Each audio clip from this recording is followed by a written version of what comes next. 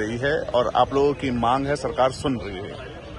देखिए, आज मैंने भी राज्यसभा के भीतर रूल 267 का नोटिस दिया है और उस नोटिस में ये कहा है कि आज की सदन की जो लिस्टेड कार्रवाई है, जो लिस्टेड बिजनेस है, उसे सस्पेंड किया जाए और आज गहन चर्चा हो मणिपुर के विषय पे। मणिपुर हमारे देश का अभिन्न अंग है, हमारा बहुत ही प्यारा राज्य है और उसके अंदर जो दरिंदगी और हैवानियत की घटनाएं सामने आ रही हैं, उससे पूरे हिंदुस्तान का मैं कहूं दिल दहल गया है। हमारी सबकी कलेक्टिव कॉन्शियस और आत्मा झंझोड़ी गई है और मैं हाथ जोड़ के विनती करता हूं केंद्र सरकार से कि नींद से जागे और इस विषय पे चर्चा कराए।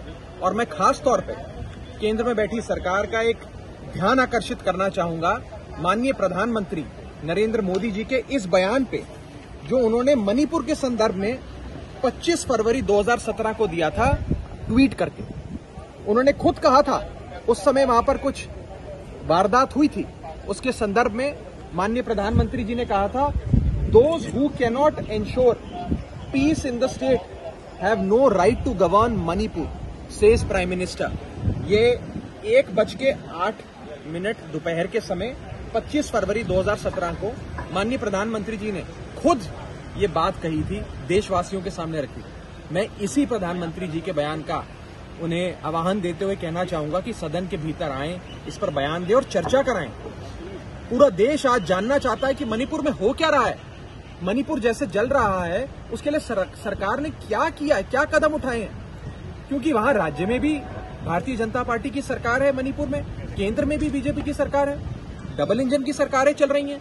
फिर भी अगर राज्य की सुरक्षा की, देश के एक अभिन्न अंग मणिपुर में ये हालात हो रही हैं, ऐसी वारदातें हो रही हैं, इस प्रकार से क्लैशेस हो रहे हैं, लोगों को मारा जा रहा है, हजारों लोग बेघर हो गए, न जाने कितने लोगों की मृत्यु हो गई है, जान माल का नुकसान हुआ है, जो बता रहे हैं कि राज्य में अब कुछ बचा ही नहीं।